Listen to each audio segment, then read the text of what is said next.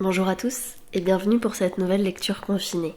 Je vais continuer aujourd'hui la lecture d'un recueil de nouvelles qui s'appelle Fendre l'armure d'Anna Gavalda et la nouvelle du jour s'appelle Mon chien va mourir. Un jour, il n'a plus été capable de monter dans le camion tout seul. Il a même pas fait semblant d'essayer. Il s'est assis devant le marchepied et il a attendu que je vienne. « Oh !» que je lui ai fait. « Tu bouges tes fesses, mon gros père ?» Mais à la façon qu'il m'a regardé, j'ai baissé la tête. Je l'ai porté jusqu'à sa place et il s'est couché comme si de rien n'était, mais moi, ce jour-là, j'ai calé en démarrant. Il n'y a que nous dans la salle d'attente. De le tenir comme ça si fort, mais sans trop le serrer, ça commence à me lancer dans l'épaule. Je me rapproche de la fenêtre pour lui faire voir la vue, et même là, même maintenant, je vois bien que ça l'intéresse. C'te commère. Je lui caresse la tête avec mon menton, et je lui dis tout bas. « Comment que je vais faire sans toi, hein ? Comment que je vais faire ?» Il ferme les yeux. Avant de venir ici, j'ai téléphoné à mon patron. Je lui ai dit que je serais en retard pour ma tournée, mais bon, que je rattraperai. Que je rattrape toujours. Qu'il le sait depuis le temps. C'est quoi ? Un pépin, monsieur Rico. C'est pas mécanique au moins ? Non, c'est mon chien. Qu'est-ce qu'il a encore, ton corneau ? Il est resté coincé dans le cul d'une poule cette fois ? Non, c'est pas ça, c'est que... Faut que je l'emmène au vétérinaire vu que c'est la fin, là. La fin de quoi ? La fin de sa vie. Et comme ils ouvrent pas avant 9h, le temps que ça se fasse et tout, je serai en retard au dépôt. C'est pour ça que je vous appelle. Oh, bah merde alors. Bah désolé mon Jeannot, hein. On l'aimait bien ton chien. Qu'est-ce qui lui est arrivé ? Rien. Il lui est rien arrivé. Il est vieux. Bah mince alors. Ça va être encore un coup dur pour toi cette affaire-là. Ça fait combien de temps que tu l'avais dans le bahut ? Ça fait une paye. Et qu'est-ce que tu devais faire ce matin ? Gare au Nord. De quoi ? De la cam à des raies ? Oui. Écoute Jeannot, tu sais quoi ? Tu la prends ta journée, hein, tu la prends, on se débrouillera. Mais vous pouvez pas sans moi. Il y a le petit Jeanne qui est en congé, et Gérard, il est à son stage à Point. Ah, mais oui, c'est vrai. Mais on va se démerder quand même, va. C'est moi qui vais te la faire. Ça va me dérouiller un peu. Ça fait tellement longtemps, je suis même sûre d'avoir les bras encore assez longs pour tenir un volant. Vous êtes sûre ? Mais oui, t'en fais pas. Prends ta journée, je te dis. En septembre de l'année passée, quand il y a eu les barrages et que les grèves étaient si dures, on m'a insultée parce que je voulais pas me joindre aux autres. On m'a demandé si j'aimais ça, de sucer la bite au patron. Je me souviens, hein, c'est Waldeck qui avait dit ça, et encore aujourd'hui, j'y repense souvent à cette phrase. Mais je voulais pas y aller. Je voulais pas que ma femme reste toute seule la nuit, et la vérité, c'est que j'y croyais plus. C'était fini, c'était trop tard. Je leur disais aux collègues que le vieux Rico était autant dans la mouise que nous, et que je voulais pas y aller faire le gugus au poste à péage pendant que les gars de chez Gléodis ou que chez Maury nous récupéraient nos marchés. En plus, et je le dis comme je le pense, je l'ai toujours bien considéré cet homme. Il a toujours été correct comme taulier. Et encore aujourd'hui, avec mon chien qui va mourir, il est correct. Je dis mon chien parce qu'il n'a pas de nom, sinon bien sûr je dirais autrement. C'était pour moins l'aimer, et puis là encore, c'est comme avec tout le reste, au bout du compte, je me suis fait couillonner quand même. Je l'ai récupéré une nuit en plein mois d'août, alors que je remontais d'Orléans. C'était sur la Nationale 20, un peu avant Étampes. Je voulais plus vivre. Ludovic nous avait quittés quelques mois plus tôt, et si j'étais toujours de ce monde à transporter du matériel et des pièces détachées, c'est parce que j'avais calculé qu'il me fallait encore 8 années d'activité pour que ma femme touche une retraite à peu près potable. Dans ce temps-là, ma cabine, c'était ma geôle. Je m'étais même payé un petit calendrier avec les jours qu'on pèle les uns après les autres pour que ce soit bien clair dans ma tête. 8 ans que je me répétais. 8 ans. 2980 jours et bonsoir la compagnie. J'écoutais plus la radio, je convoyais plus jamais personne, j'avais perdu le goût de causer et quand je rentrais chez moi, c'était pour allumer la télé. Ma femme, elle était déjà couchée. Il faut dire qu'elle prenait beaucoup de cachets à l'époque. Je fumais. Je fumais 2 paquets de gauloises par jour et je pensais à mon fils mort. Je ne dormais presque plus, je terminais jamais mes plateaux, la nourriture, je la jetais et je voulais que tout s'arrête. Ou alors que tout reparte en arrière, pour faire autrement, pour que sa mère souffre moins, pour qu'elle lâche enfin ses bons dieux de balai. Je voulais retourner à un moment où ça aurait encore été possible pour elle de ficher le camp de chez nous. Je serrais tellement les mâchoires qu'un soir je me suis cassé une dent rien qu'en ruminant. Le médecin du travail que la société m'avait forcé à aller voir pour prendre des antidépresseurs, Rico avait eu peur que je fasse une connerie dans un de ses camions à lui, m'avait dit pendant que je me rhabillais « Écoutez, Je ne sais pas exactement ce qui va vous tuer. Je ne sais pas si c'est le chagrin, les cigarettes ou le fait que vous ne vous nourrissiez plus correctement depuis des mois, mais ce qui est sûr, c'est que si vous restez dans l'état où vous êtes aujourd'hui, eh bien soyez rassurés, monsieur Monati, soyez rassurés, vous n'en avez plus pour très longtemps. J'avais rien répondu. Il me fallait ce papier pour Dani, la secrétaire, alors je l'ai laissé dire et après je suis partie. J'ai acheté les médicaments pour que tout soit en ordre avec la sécurité sociale et les assurances, et puis j'ai jeté les boîtes à la poubelle. J'en voulais pas, et ma femme, j'avais peur qu'elle se finisse avec. De toute façon, c'était perdu d'avance. Et puis les médecins, j'en avais eu ma dose. Je ne pouvais plus les voir. La porte s'ouvre. C'est à nous. Je dis que je suis venue pour faire piquer mon chien. Le vétérinaire me demande si je veux rester. Je lui réponds que oui, et il s'en va dans une autre pièce. Il revient avec une seringue remplie d'un liquide rose. Et il m'explique que l'animal ne va pas souffrir, que pour lui, ce sera comme de s'endormir, et... Te fatigue pas, bonhomme. J'ai envie de lui répondre, te fatigue pas. J'ai mon gamin aussi, qui est parti avant moi, alors tu sais, te fatigue pas. Je me suis mis à fumer comme un pompier, et ma femme, elle a plus jamais arrêté de nettoyer. Du soir jusqu'au matin, et du lundi jusqu'à celui d'après, elle a plus que ça en tête, le ménage. Ça a commencé en revenant du cimetière. On avait de la famille, des cousins de son côté à elle, qui étaient remontés du Poitou, et la dernière bouchée avalée, elle les a tous fichus dehors. Je croyais que c'était pour se retrouver enfin au calme, mais non. Elle a attrapé son tablier et elle s'est ficelée dedans. De ce jour-là, elle l'a plus quitté. Au début, je pensais, c'est normal, elle s'occupe. Moi, je cause moins et elle s'agite. Chacun fait comme il peut avec sa peine, ça passera. Mais je me suis trompée. Y a rien qui est passé. Aujourd'hui, chez nous, on peut lécher le parterre si on veut. Le parterre, les murs, le paillasson, les marches et même les sanitaires. Ça craint rien. Y a tout qui est confit dans la javel. J'ai pas encore fini de saucer mon assiette qu'elle est déjà en train de la passer sous l'eau. Et si par malheur je pose mon couteau sur la table, je vois bien qu'elle se retient pour pas me faire une réflexion. Je me déchausse toujours avant d'entrer, et même mes savates, je l'entends qui se les cognent les unes contre les autres sitôt que j'ai le dos tourné. Un soir qu'elle était encore à quatre pattes à frotter les joints du carrelage, je me suis énervée. « Mais arrête avec ça, bon sang, arrête Nadine, arrête, tu vas me rendre fou à la fin !» Elle m'a regardée sans répondre, et elle s'est remise à gratter. Je lui ai arraché l'éponge des mains et je l'ai balancée à l'autre bout de la pièce. « Arrête, je te dis !» J'avais presque envie de la tuer. Elle s'est redressée, elle a récupéré son éponge et elle a recommencé. À partir de ce jour-là, j'ai dormi au sous-sol et quand j'ai ramené le chien, je lui ai même pas laissé le temps de réagir. Il vivra en bas. Il montera pas. Tu le verras jamais. Je le prendrai dans le camion avec moi. Souvent, des milliers de fois même, j'ai voulu l'attraper et la serrer dans mes bras. Ou la secouer comme une poupée et la supplier d'arrêter tout ça. La supplier. Lui dire que j'étais là, moi aussi. Et que j'étais aussi malheureux qu'elle. Mais ça n'a jamais été possible. Il y avait toujours un aspirateur ou un panier à linge sale entre nous deux. Des fois, j'avais pas envie d'aller me coucher tout seul. Des fois, je traînais, je buvais, je m'endormais devant la télé. J'attendais qu'elle vienne me chercher. Mais elle est jamais venue. Et je finissais par me faire une raison.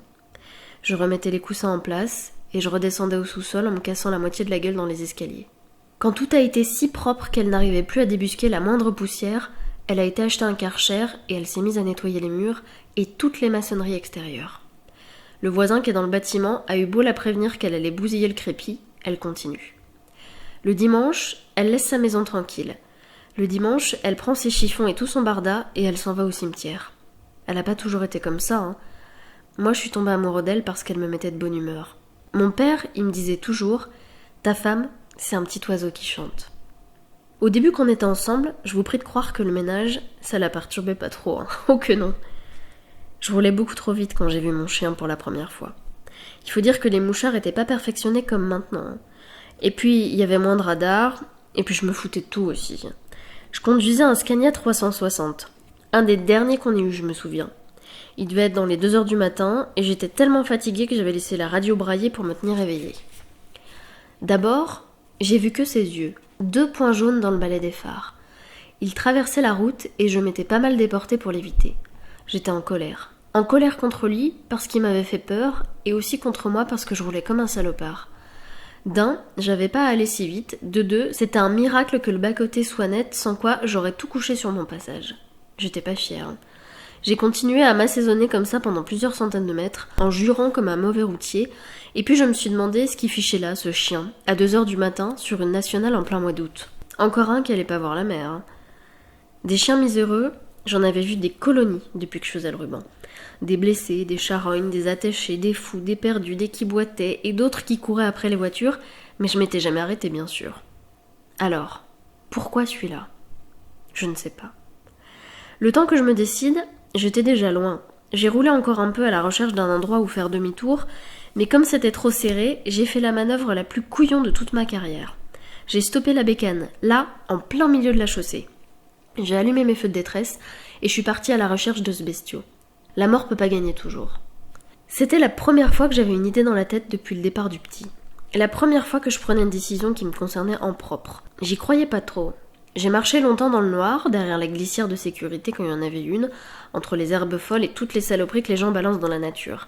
Les canettes, les paquets de cigarettes, les emballages en plastique et les bouteilles de pisse de mes collègues trop feignants ou trop à la bourre pour prendre le temps de s'arrêter 5 minutes.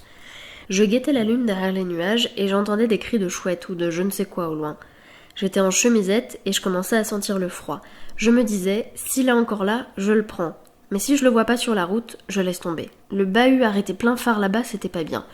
Et quand je suis arrivée dans ce tournant qui a failli nous causer tellement d'ennuis à tous les deux, je l'ai vu. Il était assis sur le bord de la route et il regardait dans ma direction. Bon, que je lui ai fait. Tu viens ? Il respire mal. On voit bien qu'il souffre. Je lui dis des choses gentilles en carençant sa ligne blanche entre les yeux. Avant même que l'aiguille soit ressortie, je sens le poids de sa tête qui roule le long de mon bras et sa truffe sèche qui s'écrase dans ma paume. Le vétérinaire me demande si je préfère qu'il soit incinéré ou si je le laisse partir à l'équarrissage. Je le prends avec moi, je lui réponds. Attention, hein, il y a des règles à respecter, vous savez. J'ai levé la main. Il n'a pas été plus loin. J'ai eu vraiment du mal à remplir le chèque. Les lignes dansaient et je me rappelais plus de quel jour on était. Je l'ai emmailloté dans mon blouson et je l'ai reposé sur sa couverture à sa place de d'habitude. Avec ma femme, on voulait un autre enfant pour que le petit reste pas tout seul, mais on n'a pas su le faire. On a eu beau s'appliquer, on a eu beau essayer d'en rigoler, de se payer le restaurant, de boire des coups, de compter les jours, d'inventer des jeux et tout ça. Tous les mois, elle avait mal au ventre et tous les mois, je la voyais qui perdait un peu plus de sa confiance en nous.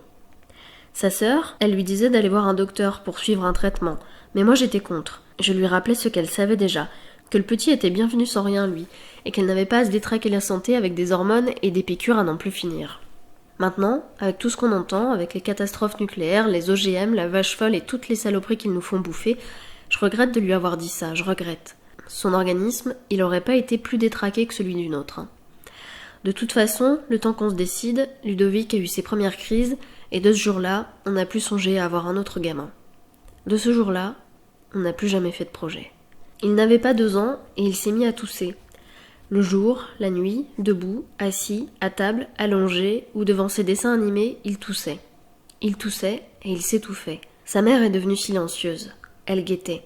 Elle faisait que ça, comme un animal, que de tendre l'oreille, de guetter son souffle et de montrer les crocs.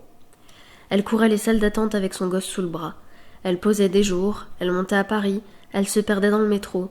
Elle laissait toutes ses économies aux chauffeurs de taxi et elle voyait des tas de spécialistes qui la faisaient attendre de plus en plus longtemps et qui étaient de plus en plus chers. Et le pire, c'est qu'elle continuait de se faire belle à chaque coup. Des fois qu'elle allait enfin tomber sur celui qui lui sauverait son petit bonhomme. C'est un enfant qui a beaucoup manqué l'école. Et elle aussi, elle y a perdu. Elle avait une bonne place. Elle était appréciée dans son travail. Et elle s'entendait bien avec ses collègues. Mais au bout d'un moment, ils l'ont convoquée quand même. Ils l'ont appelée pour lui faire signer une sortie convenable. Elle disait qu'elle était soulagée, mais ce soir-là, elle a rien pu manger. C'était injuste qu'elle répétait tout ça. C'était injuste. Elle a cherché des causes d'allergie. Elle a changé la moquette, la literie, les rideaux. Elle l'a privée de peluches, de parcs, de toboggans, de petits copains, de caresser les bêtes, de boire du lait, de manger des noisettes, de tout ce qu'un gamin aime le plus. Elle faisait que ça d'abord, l'emmerder pour le sauver. Le jour, elle veillait sur lui, et la nuit, elle écoutait sa respiration, l'asthme. Je me souviens d'un soir, dans la salle de bain, je me lavais les dents pendant qu'elle se démaquillait. Regarde toutes ces rides qu'elle gémissait, regarde tous ses cheveux blancs. Chaque jour, je suis plus vieille que celui d'avant. Chaque nuit, je vieillis plus vite que toutes les autres filles de mon âge. Je suis fatiguée, tellement fatiguée. J'avais rien répondu à cause du dentifrice. J'avais juste haussé les épaules, façon de dire connerie. Connerie de bonne femme, t'es belle. Pourtant c'était vrai, elle avait maigri, son visage avait changé, tout en elle était moins doux. Nous nous prenions moins souvent, et en gardant la porte toujours ouverte. Je roule. Je ne sais pas où je vais enterrer mon chien. Ce ratier, ce gueulard, ce petit bout de bâtard. Ce camarade qui m'avait gardé en vie si longtemps et qui m'avait si bien tenu compagnie. Qui aimait la voix de Dalida, qui avait peur de l'orage, qui nous repérait un lapin à plus de 100 mètres et qui dormait la tête toujours posée sur ma cuisse. Ouais, ce gredin-là, je ne sais pas encore où c'est que je vais me le planquer. Grâce à lui, j'ai quasiment arrêté de fumer. Faut dire que lui aussi s'est mis à éternuer, ce salopio. Je sais bien qu'il se payait ma tête, vu qu'il attendait pas toujours que je les allume pour faire son cinéma. Mais bon, ça me rappelait trop de mauvais souvenirs. Alors j'attendais les pauses. J'étais plus à m'énerver en fonction de la fermeture des bureaux de tabac, des stationnements, du prix que ça me coûtait, de ma monnaie et tout ça. J'ai grossi et j'étais plus facilement incommodée par l'odeur de mes mains quand elles sentaient le gasoil ou quand on longeait les champs de colza. Mais ça m'a fait beaucoup de bien, cette histoire-là. Beaucoup, beaucoup de bien. Cette preuve tout à coup qu'il me restait encore la possibilité d'être un peu plus libre que ce que je croyais être. Je m'y attendais pas. Grâce à lui, je me suis remis à parler. J'ai fait des rencontres. J'étais loin d'imaginer qu'il y avait autant de cabots parmi les collègues. J'ai appris des mots nouveaux et des races nouvelles. J'ai baragouiné des tas de conneries et j'ai partagé des sacs de croquettes à Pampelune ou à La Haye. J'ai sympathisé avec des gars que je comprenais que quick à ce qu'ils me disaient, que je situais que rapport à leur plaque, mais qui me ressemblaient, qui étaient moins seuls que ce qu'ils en donnaient l'air. Les autres, ils ont leur bahut, leur cargaison, leur planning et leur stress. Nous, on a tout ça, et puis un chien, encore en plus. Lui aussi, il a fait des rencontres. J'ai même une photo d'un de ses petits dans la boîte à gants. En Moldavie qu'il est. Avec le collègue, on s'était juré qu'on se reconnaîtrait si un jour on les envoyait pisser au même endroit. Mais ça s'est jamais trouvé comme ça. Bon. Grâce à lui, j'ai rencontré Bernard, qui a perdu un fils du même âge que le nôtre. Lui, sa femme l'a quitté par-dessus le marché. Il a essayé de se foutre en l'air 2 fois, et puis en fin de compte, il s'est remarié. Comme il dit, ça revient à peu près au même, sauf que ça lui a fait plus d'emmerdement. Quand on se trouve la nuit sur la radio, on se parle. Enfin, surtout lui. Lui, c'est un bavard. Il sait y faire pour mélanger les blagues et le reste. Et puis, c'est un béarnais, il a un bel accent. On se parle, et après tout ce qu'il m'a dit, ça me tient en veille pendant très longtemps. Nanar 64, un ami. Grâce à mon chien, j'ai cessé de me bloquer les mâchoires, et j'ai repris goût à la route. Pause pipi oblige, j'ai même découvert des coins ici ou là où il aurait fait bon vivre. Grâce à lui, qui avait été abandonné et qui m'avait attendu sagement la première nuit, qui avait pas douté une seule minute que j'allais revenir le chercher et qui maintenant comptait sur moi pour son bien-être, j'ai été mieux. Je ne dis pas heureux, j'ai dit mieux. C'est quelque chose ou quelqu'un comme ça qui a manqué à ma femme. Je roule toujours. Il faut que je trouve un bel endroit, ensoleillé et avec du panorama. Je ne sais pas si c'est un bon ou un mauvais souvenir. Ludovic devait avoir dans les 11 ou 12 ans, maigrichon, blanc comme un cachet d'aspirine, tout le temps fourré dans les jupes de sa mère, pleurnichant au moindre effort, manquant l'école, dispensé de gymnastique, sans arrêt après ses bandes dessinées et ses jeux vidéo. Enfin, pas vraiment un gamin, quoi. Un soir qui était pas fait comme les autres, j'ai débrayé. J'ai attrapé le poignet de ma femme et je l'ai forcé à se tourner vers son petit souffreteux. « C'est pas possible, Nadine, c'est pas possible !» j'ai gueulé. « Il va pas rester assis comme ça jusqu'à notre mort, si ? Faut qu'il devienne un homme, nom de Dieu !» Je lui demande pas de courir le marathon, mais enfin quand même, il va pas passer le reste de sa vie à lire des bêtises et à empiler des briques sur un écran de télé, merde. Ma femme paniquait, et le petit s'est redressé en posant sa manette de jeu. Mon Ludo, je dis pas ça pour t'embêter, mais à ton âge, il faut sortir. Il faut faire enrager ses vieux. Il faut bricoler une mobilette et regarder les fiches, je sais pas moi, mais y a rien qui t'apprendra la vie par ici. Faut éteindre là, mon gars. Faut me débrancher tout ça. Je les regarde, les filles, qui m'a répondu en souriant. Mais il suffit pas de les regarder, mon sang, faut leur parler aussi.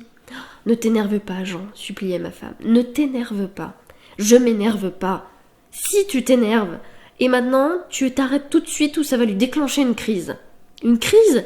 Mais qu'est-ce que c'est que ces conneries encore ? Je crache des poils, peut-être ? Arrête, c'est le stress, tu sais bien. Ah, le stress, mon cul, hein. C'est toi qui nous le rends comme ça, à force de nous le couver, hein. C'est toi qui nous l'empêche de grandir pour garder ton poupon. Sa mère s'était mise à pleurer. Elle pleurait facilement. Pendant la nuit, il a toussé et il s'est ventilé 4 fois. Je dors du côté du mur.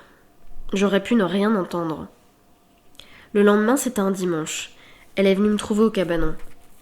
Mercredi, il a rendez-vous à Necker pour sa visite. Ce mois-ci, c'est toi qui l'emmèneras. Comme ça, tu lui demanderas, à Robestier, quand est-ce qu'il pourra reprendre l'entraînement et traîner dans les cafés, d'accord ? Mercredi, je travaille ? Non, qu'elle m'a fait. Tu ne travailleras pas parce que t'as ton gamin qui va à l'hôpital et que tu l'accompagnes. » La façon qu'elle m'a regardée, j'ai pas protesté. En plus, je travaillais pas ce mercredi-là. C'était l'ouverture de la pêche et je le savais qu'elle le savait aussi. Tiens, là, c'est pas mal, cette petite colline là-bas. Mon chien, c'était pas un chien, c'était un concierge. Il était toujours assis bien droit, les pattes devant alignées sur le tableau de bord, et il regardait la route. Des fois, il se mettait à gueuler, tu savais même pas pourquoi. Il y avait quelque chose au loin qui lui plaisait pas, et il te réglementait tout ça depuis son poste de surveillance. Qu'est-ce qu'il m'aura cassé les oreilles quand j'y pense. Les gens, ils me demandaient « Mais vous avez un coyote pour les radars ?» Oh, ma foi, oui, que je leur répondais. Un fameux, et puis sur Ventouse encore. Hein. Alors une colline, tu penses? C'est le minimum. Bien sûr, j'ai pas osé la ramener. J'avais été trop impressionnée par les autres gamins dans la salle d'attente, et après, par tous les examens qu'ils imposaient à mon Ludo. À un moment, j'ai même eu envie de leur dire « Bon, c'est bon là, hein, vous voyez bien qu'il en peut plus. C'est pour l'humilier ou quoi ?» À la fin, ils l'ont installé dans une espèce de cabine en verre et ils lui ont demandé de souffler dans des tuyaux biscornus jusqu'à ce qu'il tourne de l'œil. C'était pour lire son souffle sur une courbe d'ordinateur, comme pour les battements d'un cœur. J'étais assis sur un tabouret et je lui gardais son blouson. Pendant qu'une infirmière changeait les tuyaux, je lui envoyais des petits signes d'encouragement. C'était pas vraiment une compétition, mais bon, il était courageux quand même. Enfin, il recommençait à leur obéir, et moi, je regardais tous ces écrans pour essayer d'y comprendre quelque chose. L'explication de ce que notre vie était devenue. Pourquoi toutes ces nuits blanches? Pourquoi l'angoisse? Pourquoi mon fils était toujours le plus petit de sa classe? Et pourquoi sa mère ne m'aimait plus comme avant? Hein? Pourquoi? Pourquoi nous? Mais tous ces chiffres, dans tous les sens, bien sûr, j'y comprenais rien. J'ai su qu'elle avait parlé au docteur avant la consultation parce qu'à un moment donné, il s'est tourné vers moi et il m'a dit comme ça, dans un petit sourire de curé. « Alors, monsieur Monati, il semblerait que vous soyez un peu... » Il a fait semblant de chercher ses mots. « Un peu contrarié par le comportement de votre fils dans la vie quotidienne, n'est-ce pas ?» J'ai bafouillé. « Vous le trouvez trop mou ?»« Pardon ?»« Aboulique ? Indolent ? Apathique ?» J'avais chaud, je comprenais rien à ce qui me jactait. « C'est sa mère qui vous a parlé, c'est ça ? Écoutez, docteur, je ne sais pas ce qu'elle vous a dit au juste, mais moi tout ce que je veux, c'est une vie normale pour mon gamin. Une vie normale, vous comprenez ? Je ne crois pas que ça lui rende service, cette façon qu'elle a d'être toujours aux petits soins pour lui. Je sais bien qu'il n'est pas en bonne santé, mais je me demande s'il le laissait confiner comme ça chez nous, comme dans une étuve, pour ainsi dire, ça le maintiendrait pas dans un état de faiblesse. Je vois, monsieur Monati, je vois. Je vois très bien ce qui vous préoccupe, et hélas, je serais bien en peine de vous rassurer. Cependant, je vous propose de vous prêter à une sorte de petit test, vous aussi. Vous y consentiriez ? Pire qu'un curé, un archevêque. Ludovic me regardait. « Bien sûr, » j'ai répondu. Il m'a demandé d'ôter ma veste. Il s'est levé, il a été chercher une paire de ciseaux derrière son ordinateur, il a découpé une large bande de sparadrap et il me l'a collée sur la bouche. Ça m'a déplu. Encore une chance que j'étais pas enrhumée ce jour-là. Ensuite, il a quitté la pièce pendant un long moment et Ludo et moi, on s'est retrouvés tout seuls comme des cons. Que je lui faisais en marchant comme un pingouin. Il rigolait. Quand il se mettait à plisser des yeux comme ça, c'était sa mère que je voyais.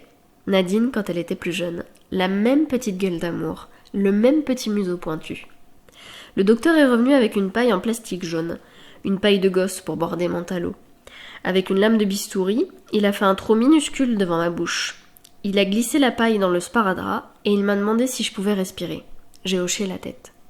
Après, avec une aiguille à seringue, il a percé la paille à plusieurs endroits. Coup d'œil vers moi. Ça allait, pas de souci. Il pouvait continuer son petit jeu à la con. Ensuite, il m'a collé un pince-nez.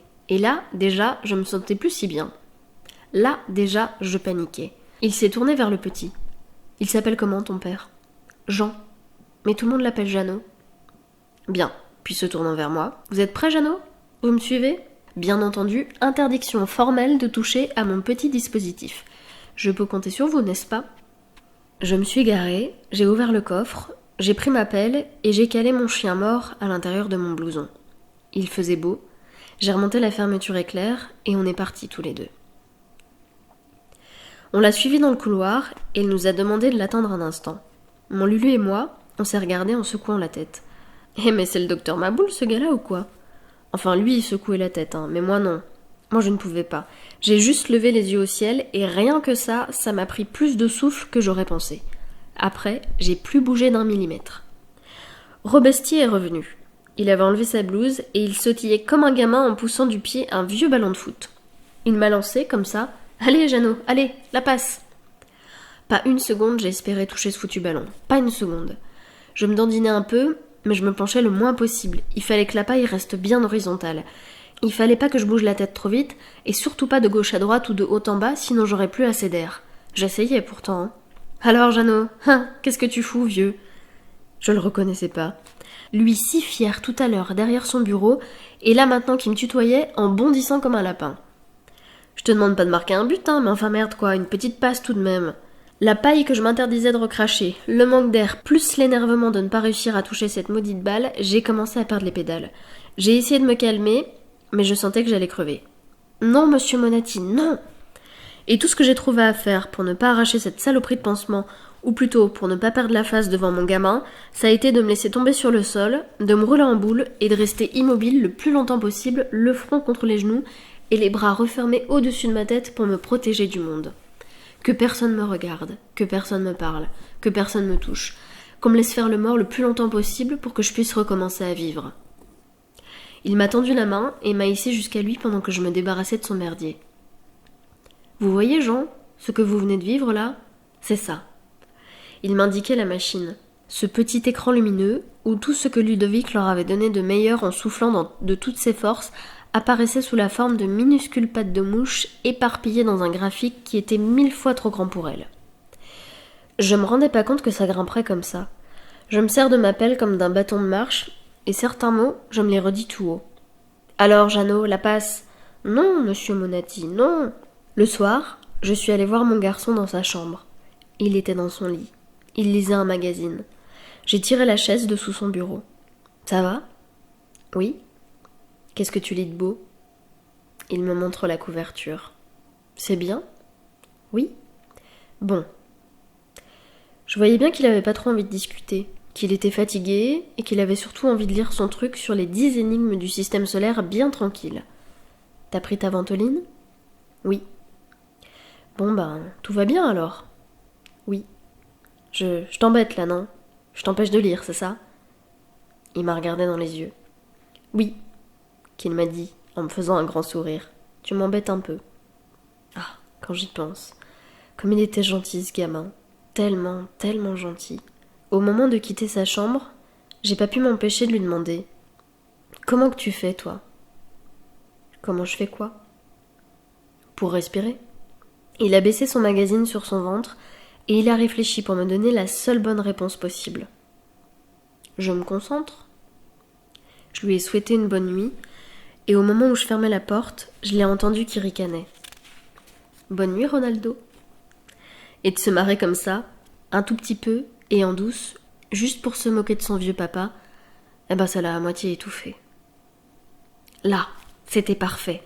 Ce genre de petit promontoire orienté sud-sud-ouest. Là, il aurait de quoi faire mon petit caquet. J'ai creusé. Je lui ai laissé mon blouson. J'ai débioté 2 morceaux de sucre que j'avais récupérés dans un self et je les ai glissés dans la poche intérieure, pour la route. Le trou a été vite rebouché. C'était pas un gros chien. Je me suis assis près de lui et d'un coup, je me suis sentie seule au monde. J'ai fumé une cigarette, puis une deuxième, puis une troisième. Après, je me suis servi de ma pelle pour m'aider à me relever. Tous les médecins nous répétaient qu'il fallait envoyer Ludovic au bon air, qu'il devait poursuivre ses études à la montagne et loin de nous. On a eu du mal à se décider, surtout ma femme. Finalement, on l'a inscrit dans un genre de lycée-sanatorium dans les Pyrénées. Ça n'a pas posé de problème. Nadine disait que c'était grâce à son dossier scolaire. À mon avis, c'était surtout à cause de son dossier médical, mais bon, peu importe, il était content de partir. Il avait tout juste 15 ans. Il venait d'entrer en seconde, et c'était un môme adorable. Je dis pas ça parce que c'était le mien, je le dis parce que c'était la vérité. Est-ce que c'était dans son caractère, ou est-ce que c'était la maladie qui l'avait rendu comme ça ? J'en sais rien, mais je le répète une dernière fois, c'était un môme adorable. Tout petit pour son âge, mais déjà un grand monsieur. Ça s'est passé pendant les vacances de Pâques. On attendait son retour avec impatience. Sa mère tournait en rond, et moi j'avais posé des jours. On devait l'emmener au Futuroscope avant de filer chez ses cousins à Parthenay. J'étais là quand le téléphone a sonné. La direction du lycée nous a annoncé que notre fils, Monati Ludovic, avait eu une crise pendant la récréation et que l'administration avait immédiatement contacté les secours, mais que le jeune était décédé pendant son transfert vers le CHU le plus proche. Le plus dur, ça a été de vider sa chambre là-bas. Il a fallu tout récupérer et tout mettre dans des sacs poubelles. Ses vêtements propres et ses vêtements sales, ses jeux, ses livres, les affiches qu'il avait accrochées autour de son lit, ses cahiers, ses secrets et toutes ses boîtes de médicaments. Nadine ne bronchait pas.